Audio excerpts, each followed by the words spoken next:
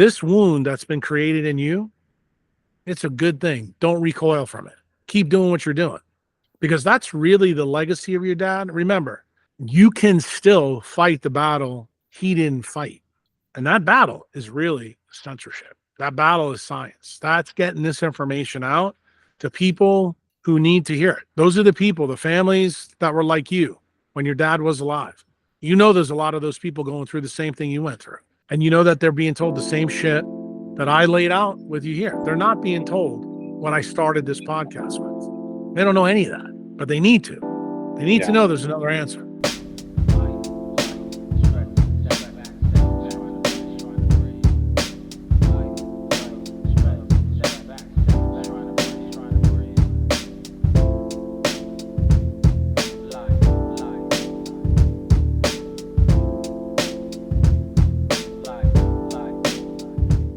Just to set you up a little bit, the reason that I'm doing the documentary is two reasons: to honor my father's legacy, but also to share the experience of people with cancer that don't get the treatment that I feel is adequate. I don't think it's the treatment that's adequate. I think it's the information. That's the single biggest problem with GBM. Okay.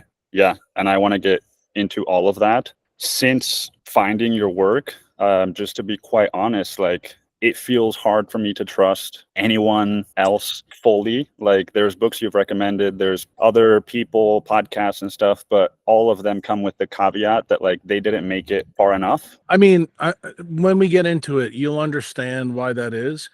There's a reason why centralized medicine never went far enough. It has to do with the industrial military complex blocking us from the path to figure this problem out. Generally in science, when you're dealing with a cancer like GBM, which is the deadliest cancer in humans, when the abject failure is present, the abject failure should drive you to get the right answers. And it turns out in 1973, the answers were turned off for this cancer. In fact, that's the reason why most neurosurgeons to this very day in 2024 are blinded to it. The reason why your father died is because he didn't realize his own choices around light or what caused it. And you need to be aware of that too. Just looking behind you right now, up in the sky, that's not really good. What's behind your right ear?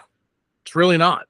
Okay. And when you understand how big a deal this is and how the process works, you have to realize, I know what you've been told. I know what your mother's been told. I know what your father was told about the cancer. None of it's true.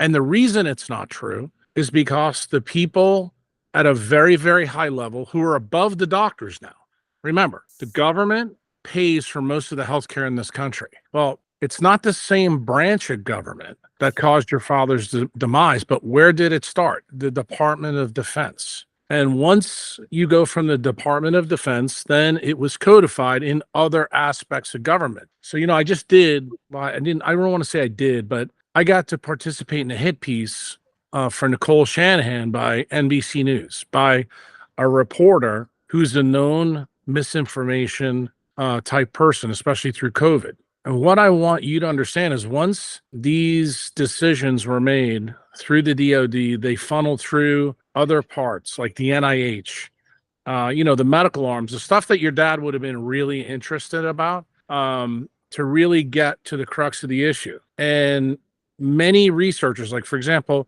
if you don't study the basics, like this whole story about GBM is detective work. That's what it is for a neurosurgeon like me. Because much like your dad had the questions about GBM, trust me, I had it. I don't have GBM, but I take care of him, and it's fucking a terrible thing to deal with as a neurosurgeon because you're impotent to fix the problem by the time the patient comes to you. Why? Because it's already a death sentence. And, the data bears that out. Most people are dead within a year. Now, of course, there's, +3, +4 standard deviations for certain people. But the goal here isn't to talk about treatments, which is kind of how you started this. The goal is actually to talk about the prevention so these things don't happen. Well, to understand the prevention, you need to understand why we've been blocked from the key science to understand why this is persisting. And to me, the failures of GBM treatment should be the thing driving us, but it's not. And until you understand this block, like the NBC News reporter that I just highlighted, she's actually part of the co-conspiracy behind this. Why? Because when the media tells you that, oh, this is not true, if you get told to lie long enough, guess what? People start or stop looking in that direction. And to get to the crux of the issue, you need to know, because I'm sure people listening to this probably have no earthly idea what I'm referencing, but what I'm referencing is the work of Robert O. Becker, okay? And how I figured out the real story behind GBM. I tried to, how shall we say, illuminate this issue when I was on the Huberman Rick Rubin podcast to try to explain to them how I came about, Becker's work as a neurosurgery resident and learning about bone healing. And, most people have probably read The Body Electric. Most people have read some of his work, but most people don't know that the Department of Defense shut down his lab in 1977 because he was so frustrated with the things that he had told the military from 73 to 77. He made a calculated decision that was probably the wrong decision for him in his career, where he went on 60 Minutes. And he basically told Mike Wallace that the cause of many diseases and lack of regeneration was due to the AC power grid. And the reason he came up with this idea, ironically, was because the military hired him to figure out if an antenna in Wisconsin was causing biologic problems. That antenna was called the sanguine antenna, and it was designed to track nuclear sub movements for the U.S. military all over the world. Because at that time, we weren't as sophisticated as we are now.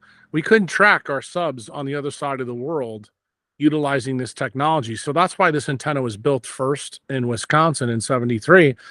And what Becker found is that it clearly was a problem. And the funny thing is, what led him to this idea was actually the work that he'd done in bone regeneration. So the story of your dad's GBM actually starts in biology. You have to know in humans that bone tissue and brain tissue, they come from different places, but there's a link through a gene called sonic hedgehog. And bone metabolism is extremely brisk, just like brain metabolism is. And that metabolic effect is a key to this story, okay? And you need to realize that what Becker found in his work was really twofold to people who have a decentralized perspective in medicine. When I started to look into this, I'll be the first one to tell you, I wasn't that person. I was very centralized.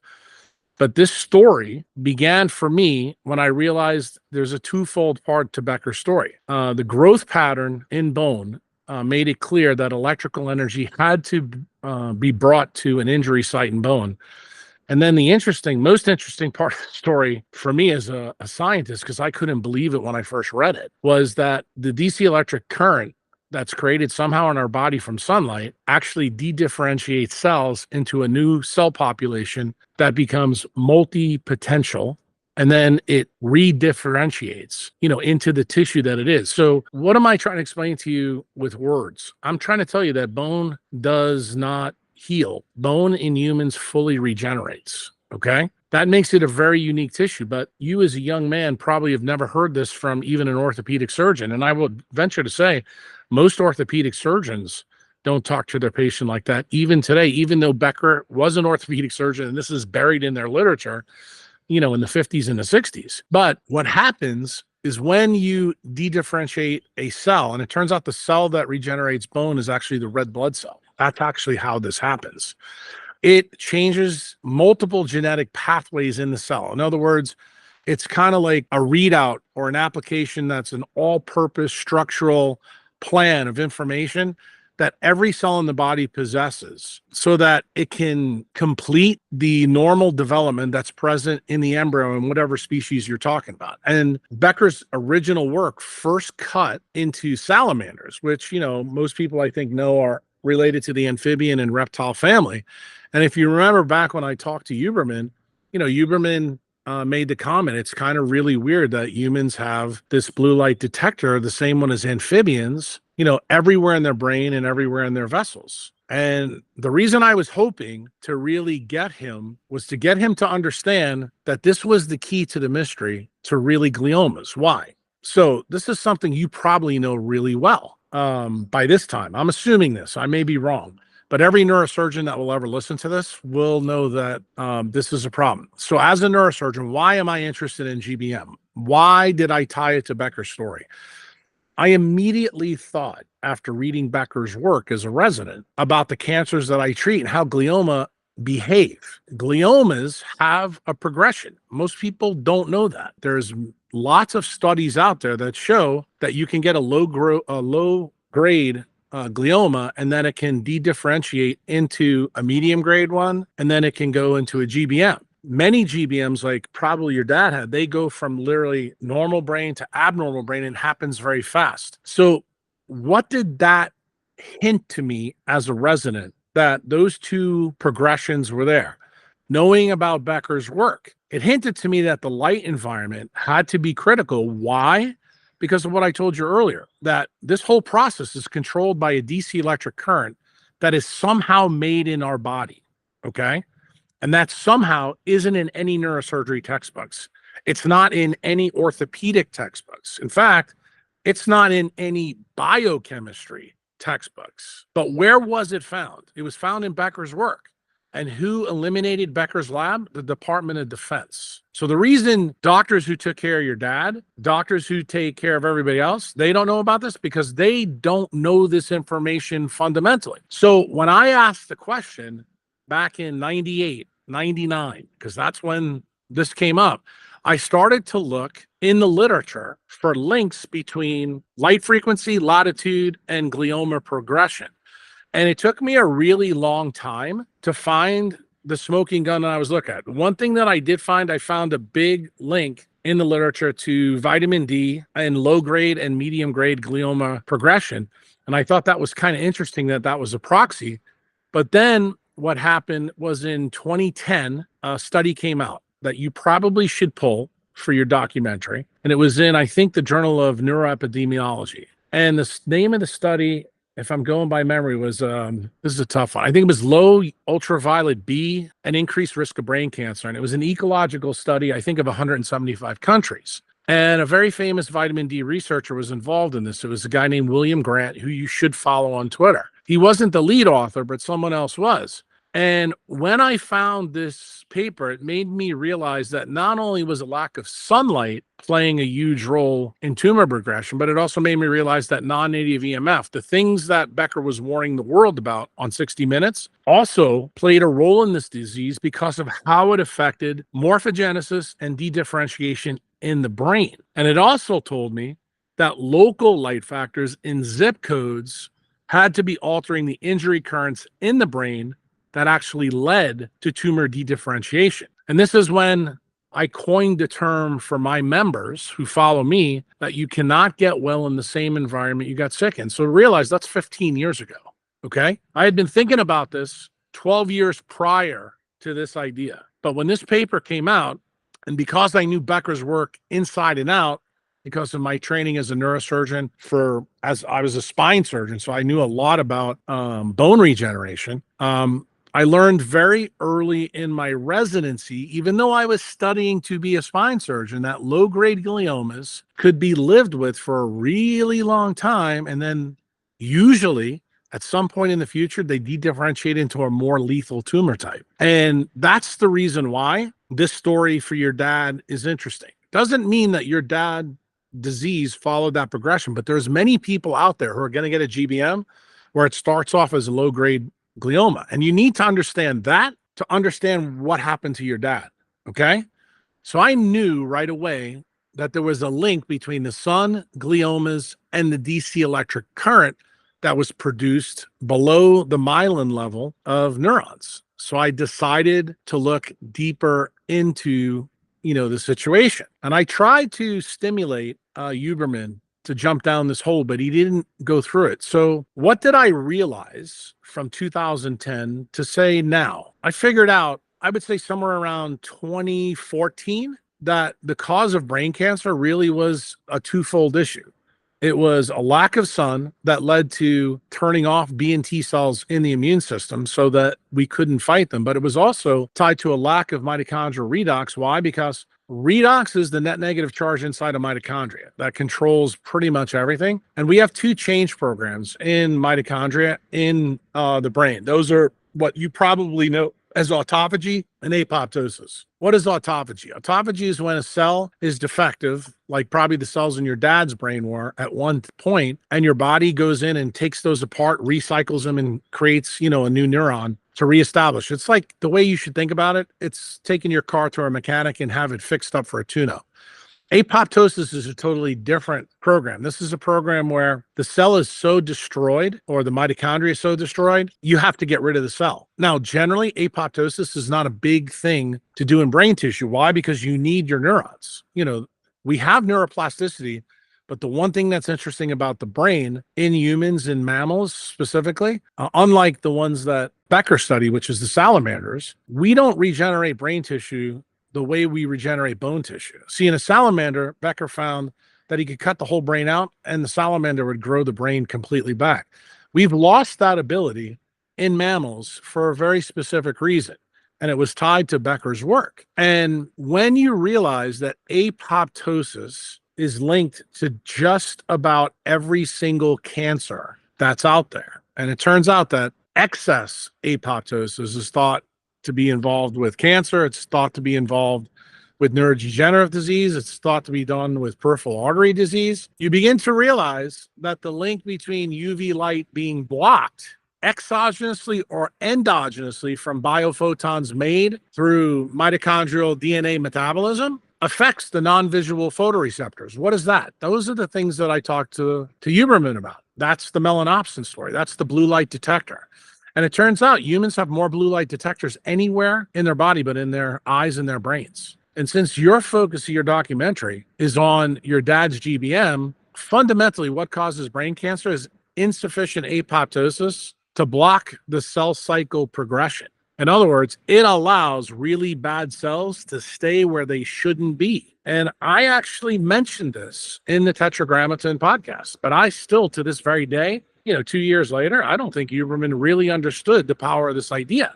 And when you come along and ask me to do a documentary about this, I thought, well, maybe this is the opportunity for somebody to listen to what actually Becker found and understand the implications. So when apoptosis is completely defective, means the broken cell that is damaged beyond belief, which is exactly what a GBM cell looks like, cannot be removed from the tissue by the immune system, B and T cells. And then what does it do? That crazy GBM cell self-isolates itself from its embryonic tissue. In other words, its embryonic tissue is the rest of your dad's brain. So when it self-isolates, what happens? It changes its bioelectric signature inside the organ in question. In your dad's case, the brain. So it acts like an injury does to the bone in Becker's paradigm. So this is a signal to the immune system in your dad's brain that an injury has occurred, irrespective of what the injury is. We're not even going to go there yet. But that stimulus demands a response from the immune system in the brain. The difference in cancer is the stimulus is absent.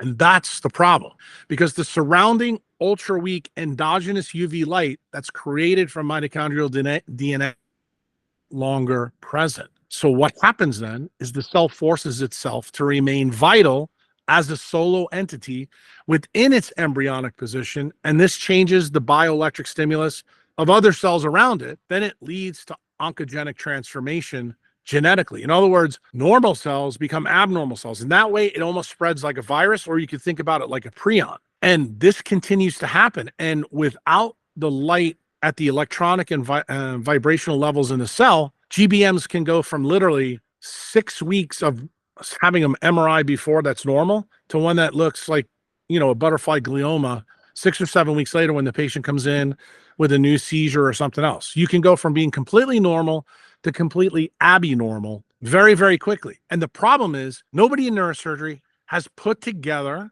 why this potentially happens. Well, it turns out if you had to read Becker's work and you understand the natural progression of the disease, and then you add the biophysics that we now know that underpins a lot of these bioelectric fingerprints in cells that cause it to lose its control, then you begin to see how the bioelectric signature from morphogenesis goes awry in cancer. So you need to consider tissues are unique to self-identifying the molecular process or the molecular resonance in each other.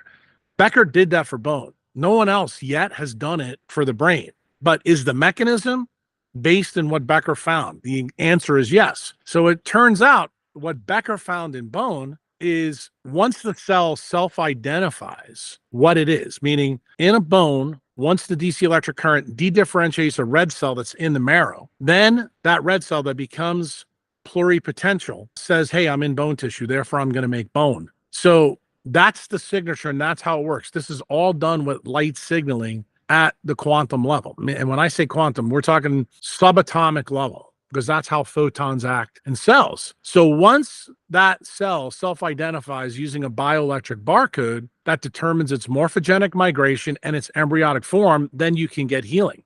If this signature does not appear by molecular resonance, the cell will continue to grow, but it will do it in another tissue that has the light that it needs. That's actually fundamentally what metastasis is. Now, GBM is very interesting. It tends not to metastasize, but other neuroectodermal tumors like melanoma do. And you have to realize these cells come from different parts of the neuroectoderm, but they have a tie back to this embryo. So this made me start to think about cancer in a very, very different way, because I was trying to answer a very simple question. Why is it that low-grade gliomas have a propensity to dedifferentiate into nasty things? And it turns out the answer was there's not enough light buried at the vibrational or oscillatory level or electronic level in cells. And this idea that I'm presenting to you right now is very counterintuitive to the centralized idea that's presented in cancer medicine today that I'm sure your dad got. That's the reason why these ideas are not well-founded, is because Becker's initial work was buried from both orthopedic surgeons and neurosurgeons because of how he got into, how shall we say, deep water with the Department of Defense, because the question they asked him, does non-native EMF have biologic effects? And it turns out Becker found it did. One of the effects that killed your dad was the choices that he made around light. But the problem is no one ever told your dad that. Certainly no doctor ever told him. I can tell you because I just started talking about this 12 years ago, when I figured it out. So cancer, specifically GBM, because that's what you're interested in. What are the implications of what I'm saying? Cancer basically are cells that are isolated from nature and its ability to turn sunlight into a DC electric current. That DC electric current was the focus of Becker's work. The DC electric current connection comes from the sun and links all cells to a regenerative DC electric current inside of it. When that bioelectric footprint isolates the cell from the tissue it's in, it cannot cooperate in a quantum coherent fashion, and the cell loses its ability to undergo apoptosis.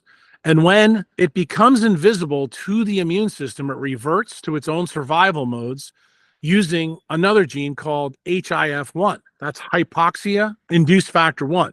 What you need to know about HIF1, that links directly to the circadian mechanism of cells, which is why I made the link between your dad's history of light and dark. He had a bad history of light and dark. I guarantee you he was really pale. I guarantee you that his vitamin D status was horrendous. And I don't know, just as you know, you and I have never met. We've never talked about your dad. All you told me is your dad died of GBM. Why am I axiomatic knowing this about your dad? Because I understand how this disease forms and how it happens. So what happens when HIF1 goes awry?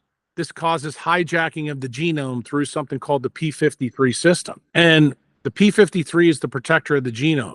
Once this goes awry in GBM, the one thing that most neuropathologists, GBM cells have the most disordered genome of any cancer known to man, which is the reason why I think it's highly deadly. And if the cell is fully participatory in the bioelectric community that's in a tissue, no oncogenesis is possible, even if genetic changes are present.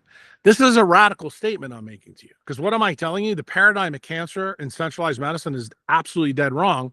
Why? Because the NIH is studying these genetic changes and telling you they're a big deal. So I want you to think about another cancer now that you probably heard of. Think about the BRCA mutation and what all the nonsense that Angelina Jolie talked about.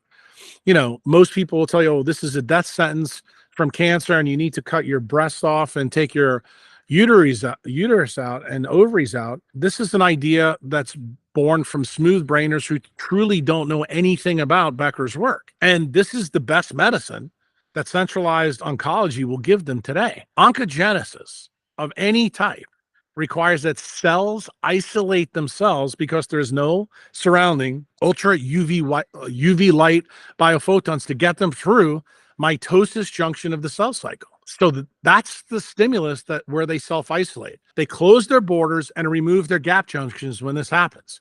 As soon as they do this, the conditions for existence for cancer become possible. The overall biologic state is what controls the quantum coherence issues that associate with light, electrons, and protons.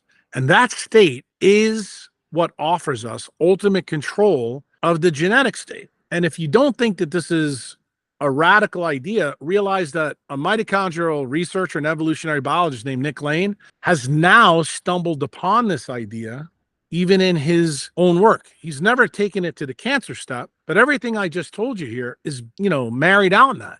Michael Levin, who works in New England and Tufts, is probably the one centralized researcher who's taken the torch of Becker's work. So what am I saying to you very clearly as your dad's son?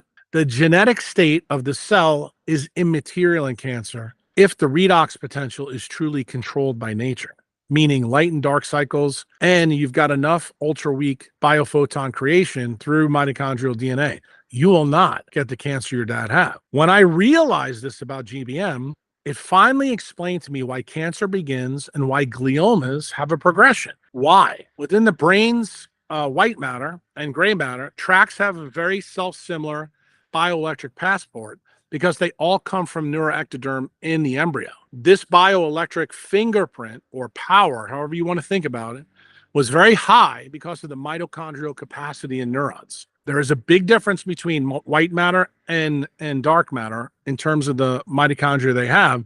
But I realized that the sensitivity and the frequency match of the bioelectric current had to be controlled by specific voltages that were made in the ferroelectric currents inside of blood vessels in the brain. And this directly ties to what Becker found in bone.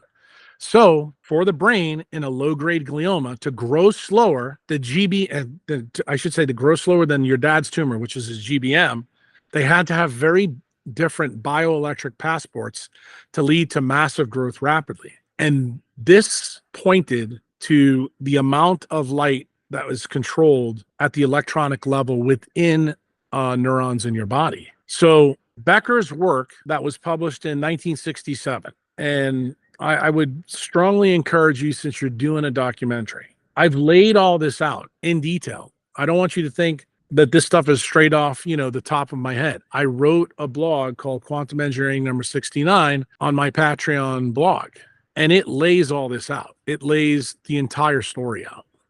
One thing I want to go back to, because I want you to help me understand, you mentioned that just based off of knowing that my dad had a GBM, you could tell he had bad light and dark cycles and is probably pale. He was actually I've heard you say that the Yucatan is like one of the best places to be as far as all of these protocols. Right. And he was there pretty much his entire life, and he had really dark skin. Hard stop. I'm glad this is the case. So what does that tell you about your dad? Just because you live at the right latitude, does that mean your dad spent time at the 20th latitude? Do you know that? Meaning, did he live outside? See, here's the thing. The fact that you're at that latitude, let me explain something to you. You don't think that people today get GBMs say in Colombia at the 0 latitude? They do. Absolutely. But what I'm trying to tell you is we've built a world where people no longer are doing what you and I are doing right now. Like, look at you, for example. You have electric power lines over your head. You have no earthly idea what they're emitting. Look at behind me. I have none. So guess what? I'm at the 13th latitude. I have no idea where you are. But what I'm trying to say to you, we're both outside, but do we both have the same existence? Is the bioelectric signature for you and I the same? The answer is no. So what am I telling you about your dad? I'm telling you, just because he was at the good environment tells you he was breaking more of nature's rules than normal. Okay, because he wasn't outside enough, even though he had darker skin. Is your brain on the outside of your body or is it on the inside of your head? So that means his endogenous UV production through the mitochondrial DNA is where the real defect was. So where did he not tan his body? Interior. Now, some people who will listen to this will think this is a crazy idea, but are there papers out there that show you that your mitochondria tan your interior? There is. Most people don't know about this. There's actually chemicals made from mitochondrial DNA that actually stimulate melanocytes inside the head. And this should make sense to every neurosurgeon and neurologist who listens to it. You know why?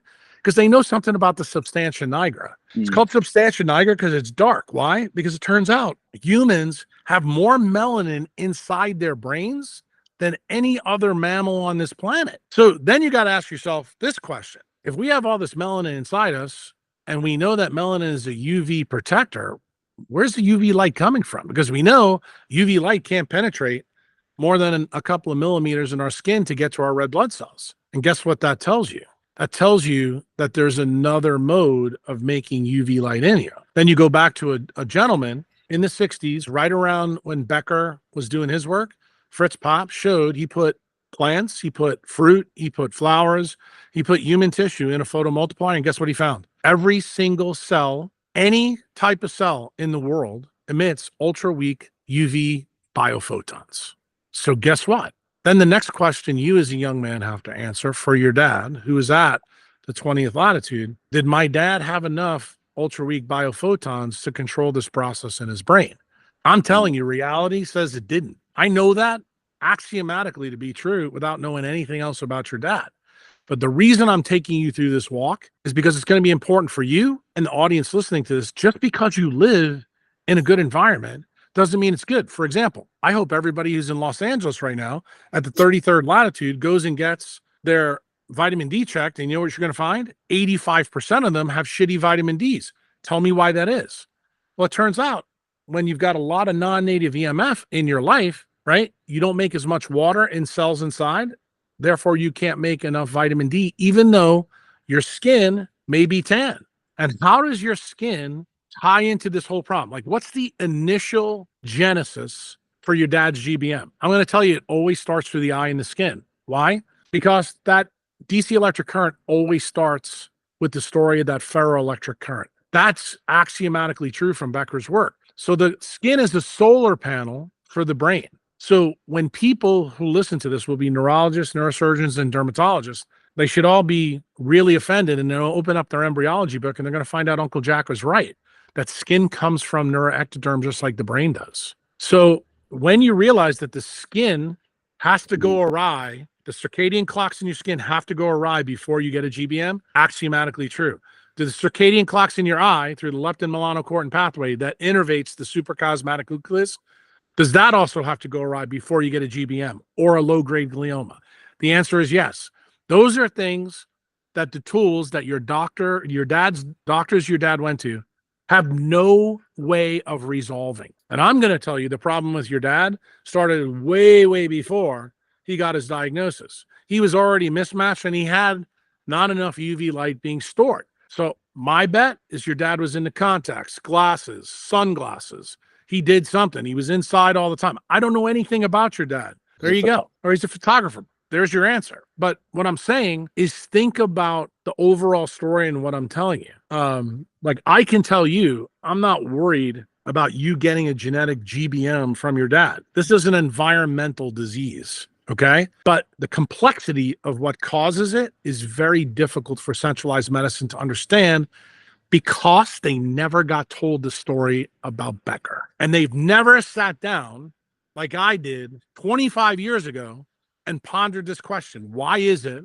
that people with GBMs are dead in a year? Why is it that some people get a low grade versus a high grade, but almost everybody who gets a low grade de-differentiates into a high grade sometime down the future. Why? They never change the environment they're in. And that's the story that I'm trying to tell you about your dad. Just because he was in Tulum or Cancun or, the Riviera Maya doesn't mean that he was living like a Mayan used to 4,000 years ago. And I want you to understand that. And I mean, I would tell you, if you have any way of going back and looking at your dad's records to see if he ever had a vitamin D level, I think that would pop your bubble. And then you would actually begin to realize, damn, the answers were there. But the problem was the detectives taking care of my dad never saw the links. And I don't want to fault the doctors. I really don't, because I really think the people that I fault are the Department of Defense. Because without this information in the public domain, the fact that orthopedic surgeons have not learned this basic stuff, to me, is absolutely incomprehensible. But now that I've been bringing this to the public over the last 20 years, I think it's incomprehensible that they don't listen to it. And this is the reason I agreed to do this documentary with you, because hopefully you begin to realize that some of the things that dermatologists and ophthalmologists are telling us, setting the tone for more people to get GBMs. And here's more bad news for you. Ever since we made a tech world, since about 1996, GBMs are growing like crazy. In fact, low-grade gliomas are growing like crazy. Mid-grade gliomas like oligodendroglioma are growing like crazy. And neurosurgeons go to meetings and they go, we don't get it. We don't understand what's going on. Why? Not because they're idiots, because this basic science was blocked from their curriculums, from residency, and their textbooks, because the government wanted to protect big tech. They wanted to make sure that we were able to retool our economy from, industrial to big tech. That transition began in the 60s with semiconductors and Intel, progressed on in the 80s with Microsoft and Intel, and then really hit when 1996, when DARPA gave birth to Google. And that's when the progression really started. And what's happened now? Now you see even I would call the technocratic society is now morphed into data information. Now everything's about data information. Remember, data information don't tell you anything. If you don't believe me, tech abuse has helped, I think, efficiencies in many businesses, but the one place that hasn't done anything in medicine. In fact, it's made us less efficient. It's made us worse. We've introduced electronic medical records that puts blue light right in front of our eyes, which is one of the stimuluses that gives you the cancer, because it causes a disruption in that ferroelectric current in the RPE of your eye, in the retina of your eye. Then when you sit in front of it, because we have melanopsin in our skin. When did we find that out? 2014. We have melanopsin in our blood vessels. When did we find that out? 2014. 2018. When did we find about melanopsin in the brain? I told Huberman that, 2009. You think a guy like Huberman, centralized, industrial, military scientist at Stanford University, would find it interesting that one of his colleagues found that amphibian melanopsin is in mammalian human brain, and it's the #1 chromophore. Might that make you ask a question of the people around Stanford, like Steve Jobs, the Microsoft cats, the guys at Google, the guys at Meta? Might this blue light that we're using have some impact on causing gliomas in the brain? Is this the reason why Jack's paper that he mentioned to you earlier, in 175 countries, just so we're clear, there's only 197 on the planet. So what are we talking about here? We're talking over 90% of the countries in the world show that GBM is associated with a lack of UV light.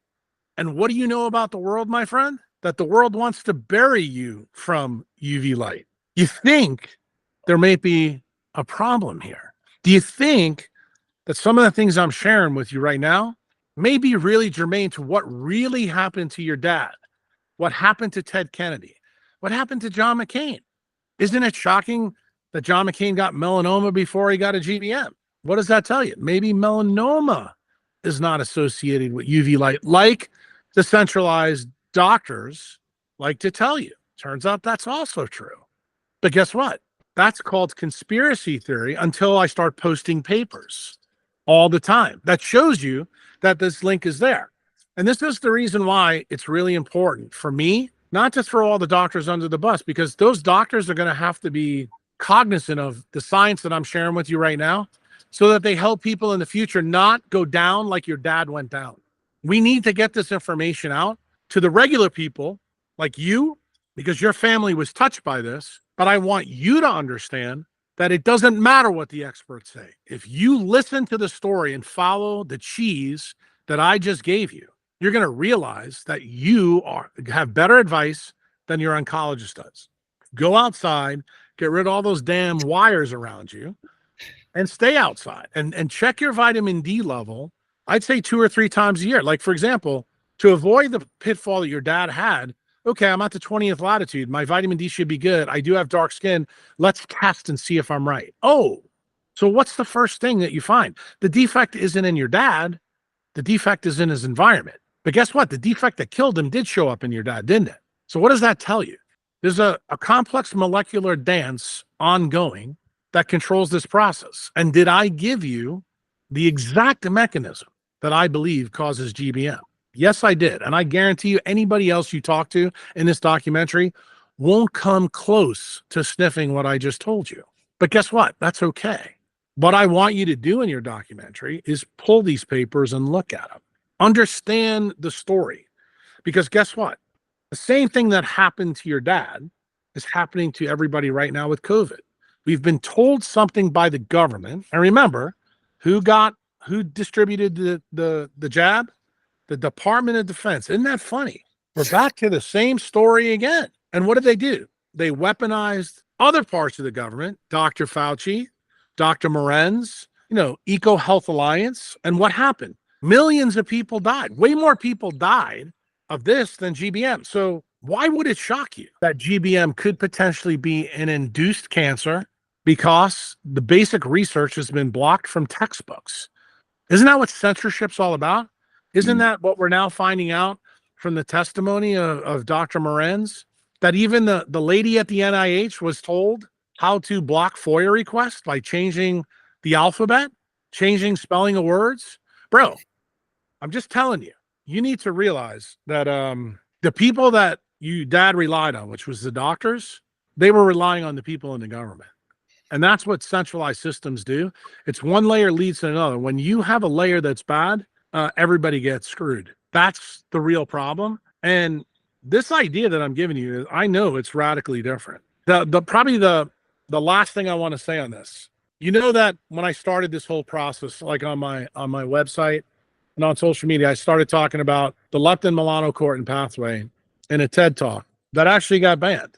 And it got banned in large part because of another medical issue out there, obesity and the coming GLP-1 drugs through Big Pharma, which was, Ozempic. That's what people know about now. So the idea that I would share with you in the documentary that hopefully you lead with, sometimes the weight you need to lose isn't on your body. Sometimes it's within your circle. Sometimes it's within your family. Sometimes it's within your circumstance. It's in your relationships or in your life. Sometimes it's your government. Sometimes if you want to be healthy, you have to lose the advice of the people advising you. That is the story of GBM.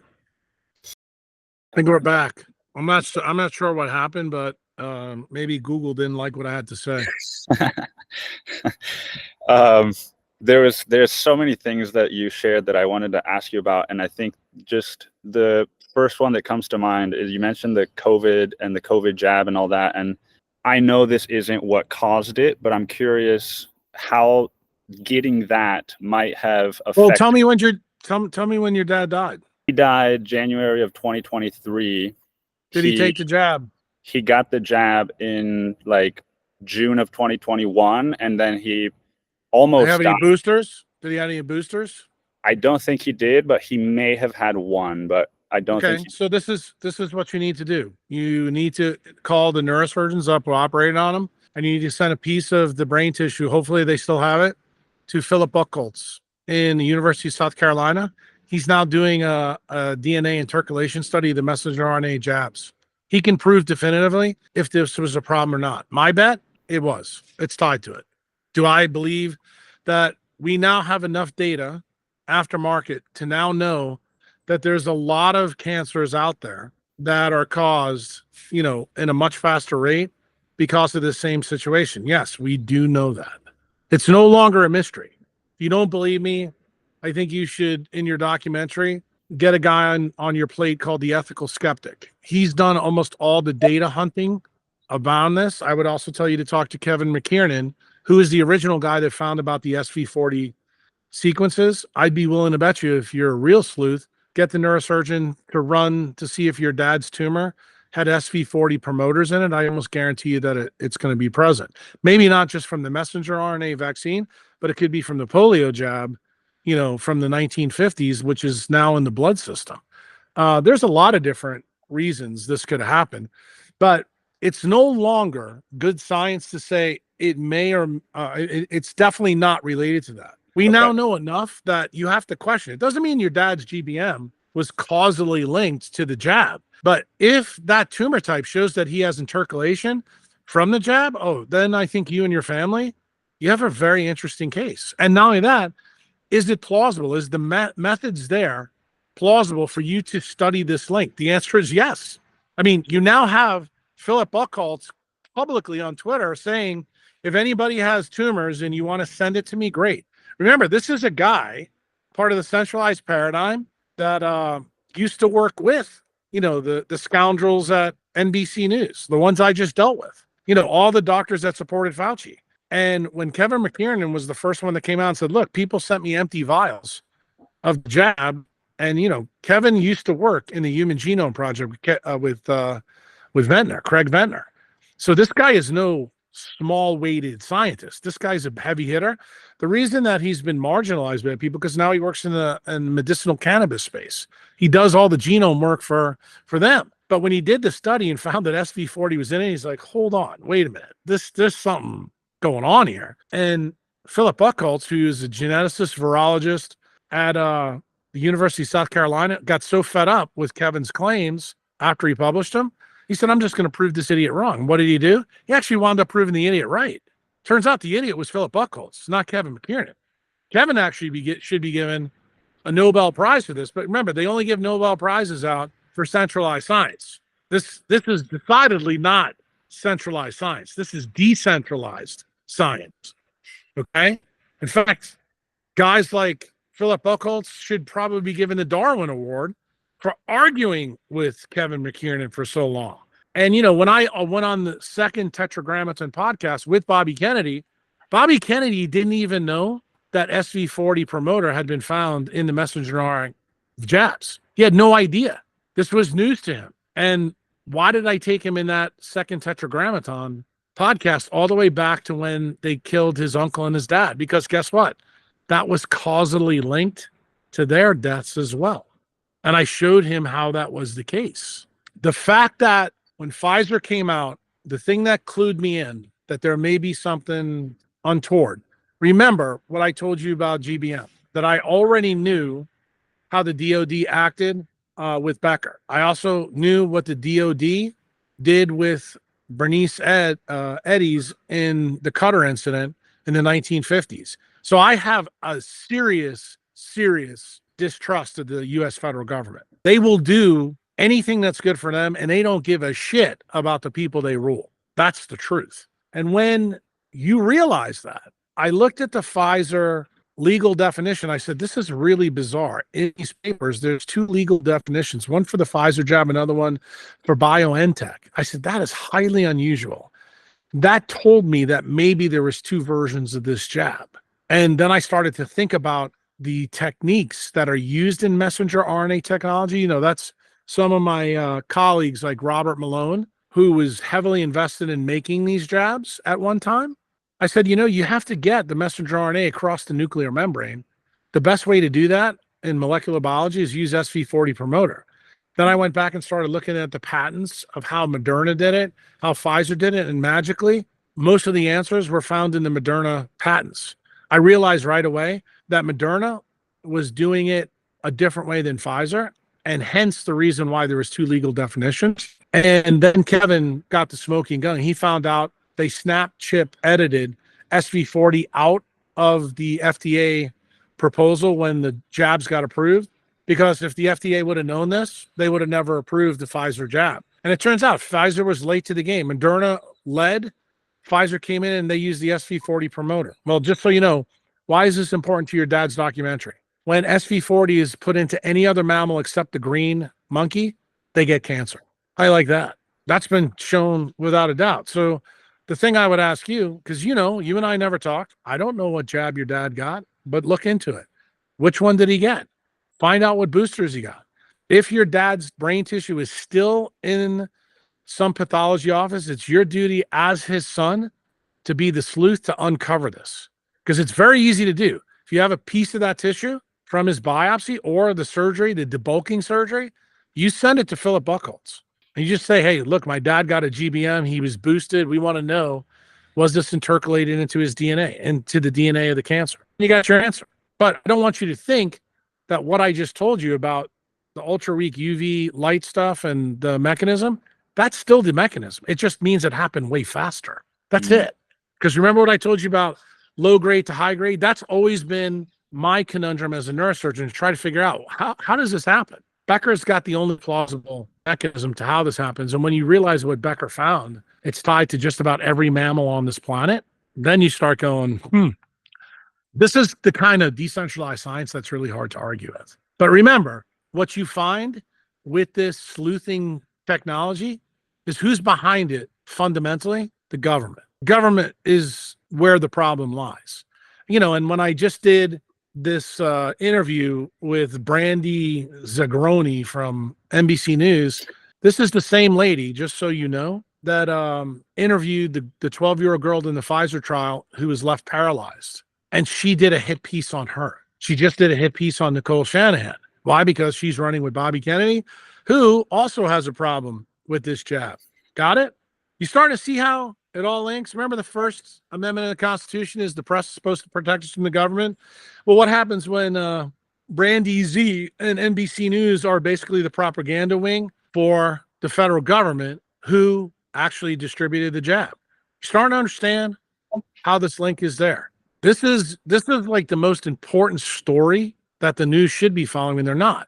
And the reason that you need to do this documentary, sad to tell you, ain't about your dad. It's actually to tell a bigger story, right? There's going to be many more of your dads that happen because of this problem. And you know what? Their sons and daughters are going to be left with the same questions you and your family are left with. And guess what? That's why Google, since you're using a Google room to do this, probably is listening to this saying, bro, we don't want this. Let's turn this shit off. We don't want the light of day. You think I'm kidding. I'm not. No, I actually made the comment in the NBC News piece on Nicole Shanahan that the government was behind this. And Brandy Z tried to make me part of the fringe. Well, I just want you to think about what I told you about what happened to Becker. Then I want you to think about what happened to Bernice Eddy at the NIH in the 1950s. Bro, what's the common tie? The government's behind every level. Who makes the decisions on blue light that ruins the ferroptosis in your eye and your skin? Last time I checked, isn't Google blue? Isn't Meta blue? Who owns those patents? Turns out both of them. Who gave it to them? DARPA. Inquiring minds should want to know, but Brandy Z and NBC News, they're complicit in the lie. And remember, do you know why they're complicit in the lie? Let's put the bow on all this. Where's the number one source of ad revenue? Big Harma, not Pharma, Big Harma. Go put NBC News on after you do this link with me. You know what you'll find? Pfizer's all over the fucking place. They're paying Brandy Z's salary. So what is she doing? She's being an obedient, useful idiot for Big Pharma. Who changed all those laws? Well, guess what? That happened in the government as well, in Congress, when they allowed people to put pharmaceutical ads on TV. And then it got even worse. In 2013, our president, Barry Obama, what did he do? He allowed propaganda to be used against American citizens. Don't believe me? Go look up the law. Bro, you got to realize something. This story about your dad ain't what you thought. It's a way bigger story. And the reason why it needs to be told is because I'm sick and tired of taking care of GBMs. I'm sick and tired of dealing with low-grade gliomas in 25-year-olds who put the fucking cell phone up to the side of their head and think they're smart, or wear those stupid Apple things in their ears and have no earthly idea that those things degrade melanin in the brain that makes it more likely for them to isolate those neurons so that they lose their bioelectric signature. It sounds crazy until you really know the science, until you really know what they censored from the science. This is why censorship in any form is a problem. Is it down to some like dopamine thing or something like that? Like, why are some people able and willing to look for these truths and some people aren't? Like, You ever hear of Upton St. Clair? That when a man's salary depends on something, they do a really good job of not looking for the truth. Remember, who's Brandy Z in the media supposed to be working for? Me and you, right? And your dad. But who's paying her salary? Big Harma through NBC News. And who set that whole system up? The government. They allowed it to happen. It used to be illegal at one time, in case you don't know that.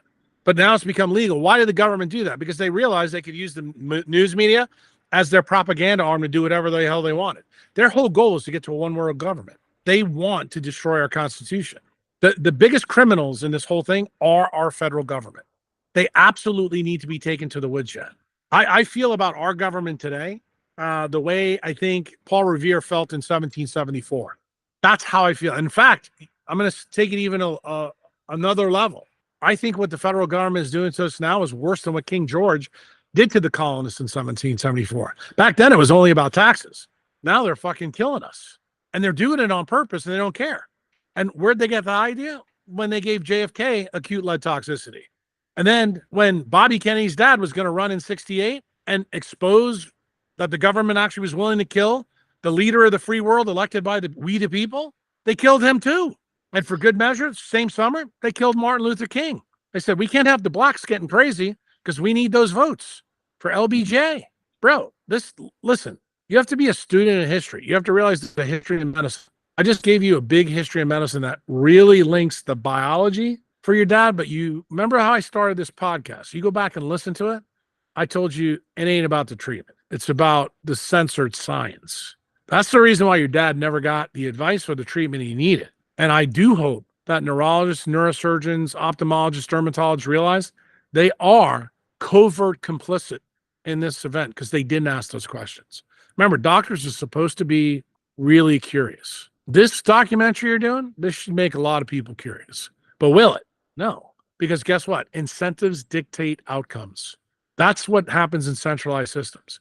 The news media is centralized. They're controlled by the government. Industrial healthcare, controlled by the government. Remember who's the number one payer? The government.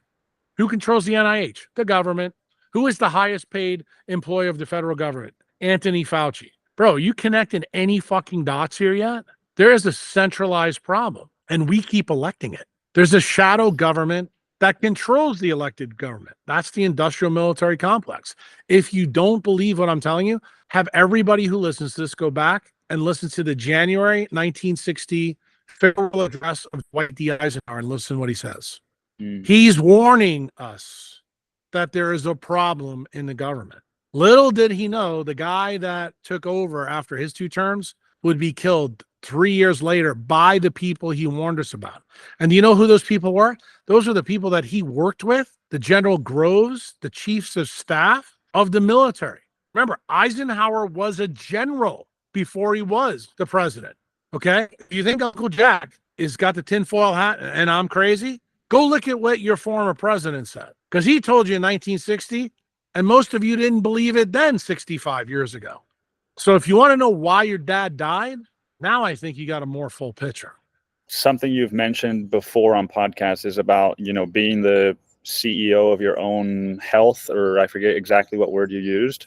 Yeah, you are. You're the CEO of your own health span, just like your dad was. And if, I don't like to be a dick when I say this, but I think it'll resonate with you at a deep level. Your dad wasn't a great CEO of himself. Yeah. And the reason I'm telling you this, wounds create your wisdom. I hope that punch in the mouth does hurt you.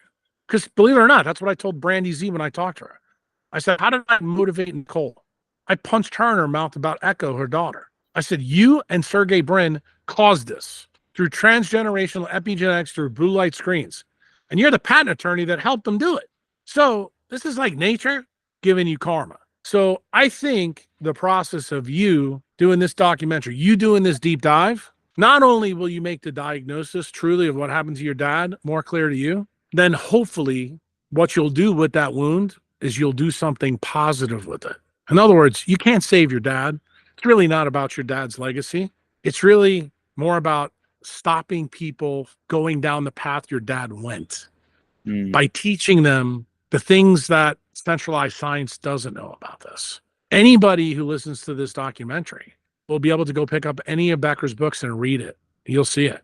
If you want to see the distilled story of how I figured it all out, go read the Quantum Engineering number 69 blog. It's there for humanity.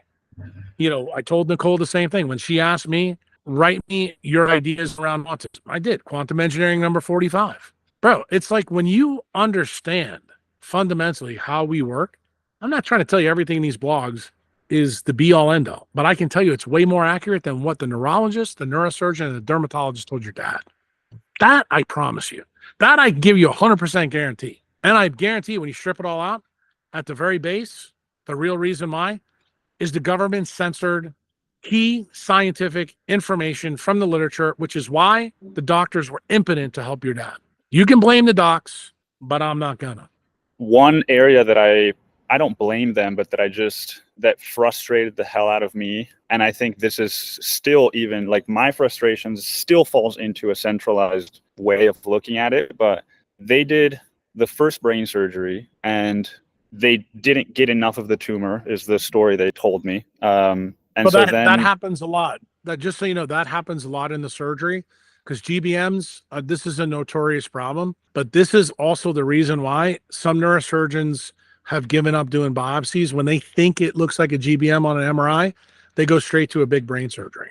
Why? Remember, this is not something that patients usually opt for, but it should be something as part of the informed consent that the neurosurgeon should disclose to the patient and to the family, so you understand the rationale behind it because of what you just said. See, the problem is the neurosurgeon who likely dealt with your dad didn't have this discussion with your dad. They just decided to do a biopsy. Just so you know, the biopsy done stereotactically is considered evidence-based medicine. But you hear what I just told you? Is it the best? No, the best is probably doing more when the surgeon's index of suspicion is through the roof. So it really calls into question, how turned on was the light bulb in your neurosurgeon's head? You know, did he really think it was a GBM or not? Maybe he thought it was a low grade. Maybe he thought it was a medium grade. You know, you can find that out. Go look at his notes. You'll find out what he was thinking in his notes. If he documents that he thought it was a GBM, then I think you can have an issue with it. Because literally, if he didn't get enough tissue, he should have opened your dad's head right there at the time of the biopsy. But does that happen in centralized medicine? No. Because remember, time is money. He probably had another case to do after that, like a ACDF or a fusion, you know, something like that. Remember, in centralized systems, things are rarely done for the benefit of the patient. They're always done for the benefit of this. And most doctors these days don't work for themselves. They work for a hospital system who have rules in place, and they have medical block time, and they have surgical block time. I'm not trying to make excuses, but I want you to understand this story is way more complicated than you think. But ultimately, it always comes down to the centralized aspect. And doctors no longer are making the best decisions for patients. They're making the best decisions for their bosses. And generally, their bosses are the industrial healthcare complex, because that's who they work for. See, when I started neurosurgery, 1% of neurosurgeons were employed. Today, over 95% of neurosurgeons are employed. That should scare the fuck out of you if you're a patient, based on the story I just told you. Yeah, he had 2 different neurosurgeons, and after his first surgery, he could still talk and walk and all these things. And after the second one, he was fucked. Like, he couldn't. Yeah. Well, but I mean, again, that doesn't surprise me, because I know the natural history of GBM, and your dad likely had a very aggressive GBM, which is also the reason why I would tell you, given the little history you did in this documentary, I absolutely would go get that tissue and send it to Buchholz. I think you want to know. Now, I will tell you, GBMs, though, with pre-jab, actually acted like this too. So I don't want you to think it's just a jab, but if you got the jab on top of it, do I think that's like putting diesel fuel on the fire that was in your dad's head? Yeah, of course. No question about it. But you now have a way to prove that. See, the people that don't have the jab excuse don't. And remember, there's going to be people that listen to this who never got the jab but get GBM. Why? Because they put the cell phone up to the side of their head, or they wear the Apple Tim Cook iPads and fry their brain and think there's no problem with that, because they listen to Peter Attia, or they listen to, some of these influencers that are out there on social media. They think there's no consequence to this stuff. And when you delve deep enough into the science, which is what I do, I'm that guy. I'm that uncle that is a pain in the ass. Why? Because I don't stop. I want everybody to see just how stupid their experts really are. And the way you do that is be an expert in the history of how all this started. Take a young mind like you and focus it on where it should be, not on your dad's death, but why didn't the doctors know what they should have known? And it turns out it was your government that kept it out of the textbooks. Now, I believe there's some culpability for the doctors there. Don't get me wrong, because I think doctors should be really curious. I don't know why more neurosurgeons haven't thought about this the way I laid this out to you. But I don't really give a shit about what they think. What I care about is getting it right for the future. I took an oath one time to do no harm, and that's why I agreed to do this documentary with you. It's the reason why I agreed to do the documentary with Malone and McCullough in 2020 and 2021 about the messenger RNA jabs. I told people this was going to happen. And did I know precisely? No, because at that time I didn't know about the SV40 promoter, but I knew that legal definition was a real problem. I said, I'm telling you, the government's involved in this in some way and it's nefarious. Do not comply. I'm going to tell everybody listening to this. This is the reason why you all always need to get second opinions. Do not comply. Why? Because you need to find somebody who actually has done the hard work of thinking, decentralized thinking, dug to the bottom of it, and say, is this really the best choice for me to do right here, right now? But realize you're also complicit. Like, I'm not letting your dad off the hook. If you don't think that I know that it sucks for me to tell you that your dad was part of his own problem, yeah, I get it. But it's the fucking truth. Yeah. My mouth's not a bakery. You asked me to come on here to tell you the truth. That's the truth. Your dad had no UV light at the electronic level. He was probably afflicted by non-native EMF and blue light. And then you add the jab on it, and you have the perfect storm for getting a GBM really fast and dying from it. But the mechanism, as I said, it's the same of any other glioma. And unfortunately, gliomas are one of the things that we do a really bad job of treating. I'm talking my whole profession. That's I guess where I would like to end it with is, you said you didn't want to focus on treatment, and I hear the entire story now of kind of how to prevent these things to the best of our ability. But for people that are in the situation my dad was, or family members or whatever, you say you don't like treating people with this, or you're kind of tired of it, but how do you approach this when a patient with a GBM comes to you? I think it's complex, but let's use your dad as exhibit A, because I think that's the best way to do it. Most people who get a GBM usually show up either with a new bleed or a new seizure. They show up to an ER. We do a scan and we find, oh, there's a lesion. It looks kind of weird.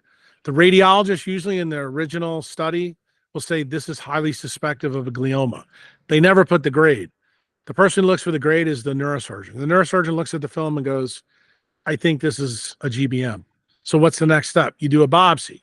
Now, when you do a biopsy, remember, as soon as you do the biopsy, it's basically like pouring diesel fuel everywhere in the brain. As soon as a GBM is present, we know the GBM cells are present from the top, I should say the front to the back, top to bottom. If we biopsied any part of your dad's brain, there'd be GBM everywhere. That tells you it's already far gone. So then the question is, the neurosurgeon's got to sit down with your dad and say, how aggressive do you want to be? Remember, their idea is centralized. They're going to look at, we can take parts of your brain out to give you more space in your head so you can live, but you're going to die in a year. That's the standard answer. When they go back in the second time, they usually will put either wafers in, or they'll give you some chemotherapy, very specific type, that if you're lucky gives you a couple of weeks. In other words, they're basically telling you, we don't have a fucking answer for this. Now, what do I tell patients? You can do all that, but the smart thing to do is do it and recover inside a volcano, inside the tropics. And you need to get your vitamin D up by not using pills. Now, do I put them on pills initially? I do, because I'm trying to raise it. Because what am I trying to do? I'm not trying to cure the GBM. I know I can't cure it. But what am I trying to do? I'm trying to slow their loss of time down so that they can get 2 years, 3 years, 4 years. And believe it or not, the aggressive resection, like the best data in GBMs, if it's in the frontal pole and you just amputate the frontal lobe, those people tends to be the people that live the longest. There was a famous neurologist, I think his name is Daniel Scribner. He was, I think he was from Stanford, in fact. He lived a really long time with his GBM. So everybody thinks, anybody who's got a GBM always goes to his book because he's dead now. And says, oh, look, you can do this. No, he had a very special GBM, was in the right place. You got a butterfly glioma, you're going to be fucking dead in a year. It's as simple as that. So it depends on where the GBM really is and how aggressive it is. And see, with your dad, the thing I'm concerned about, the reason why I think you need to get Buchholz involved, I believe that anybody who's got DNA intercalation from messenger RNA, that makes this process way faster. See, a low-grade glioma to dedifferentiation usually about a 10-year effect. I think anybody who's got a jab that gets a low-grade glioma, that may happen in a year or 2 years. So in other words, do neurosurgeons need to always ask about jab status in someone who shows up in their office with a low-grade glioma? My opinion, based on what we know now, yes. But I don't think that's standard of care yet. Hopefully after, you release this, people are going to start going, And it doesn't matter if doctors know it. You know what matters? It matters if you, the patient or the family, know it. Because if the doctor says, no, we're still going to do a biopsy, then we're going to do an open and resect and this and that, the doctor can't stop you from going to a volcano with a lake in it. And why are we recommending that? Because people may not know. You want to optimize light, water, magnetism. This environment puts more UV light at the electronic level in every neuron in your body.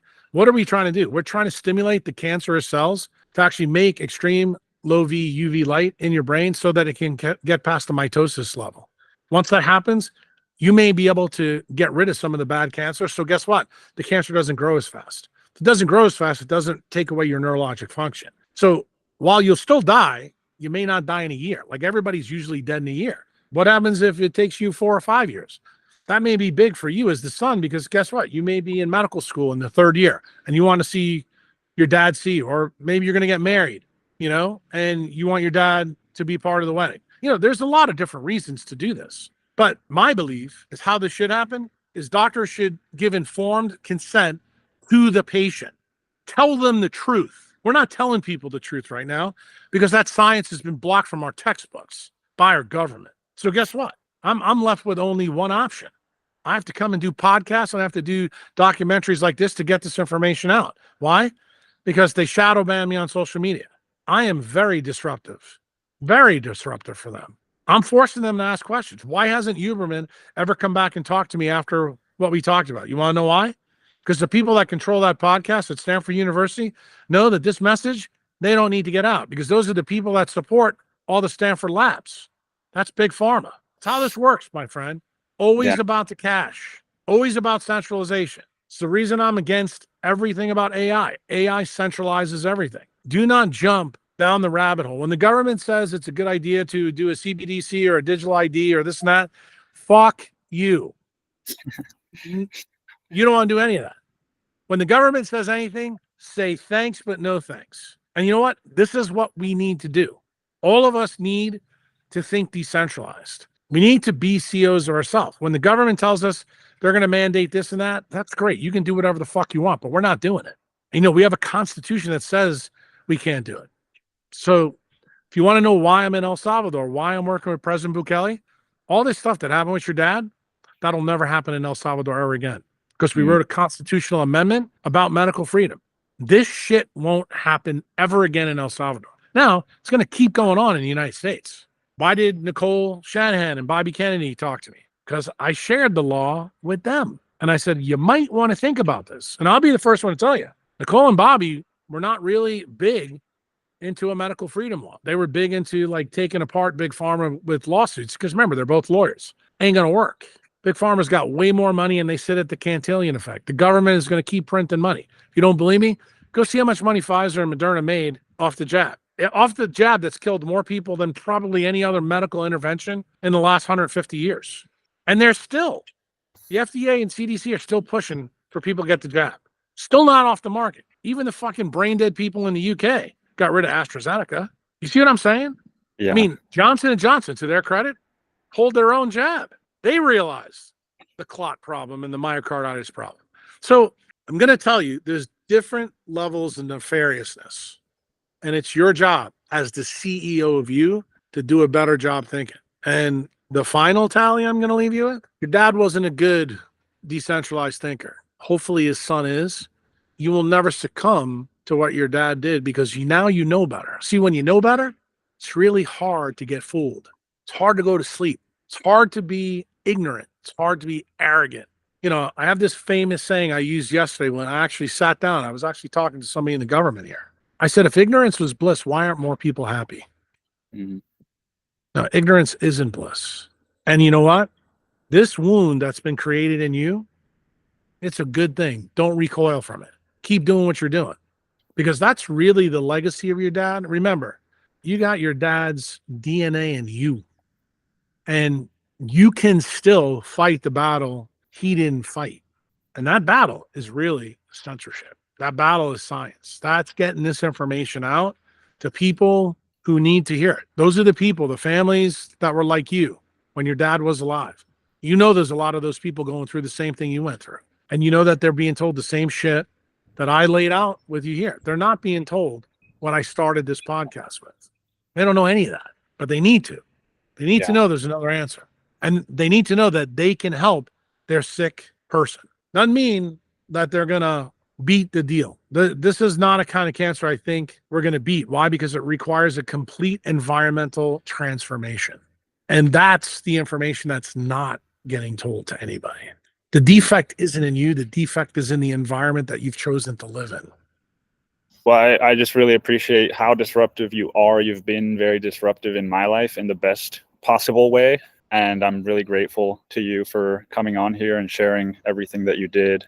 I think it's really going to make a huge difference in the documentary and hopefully in people's lives who listen to the full podcast as well. Sounds good. So yeah, just thank you, Jack. Thank you. All right. Get rid of those power lines. Well, bye. Bye-bye.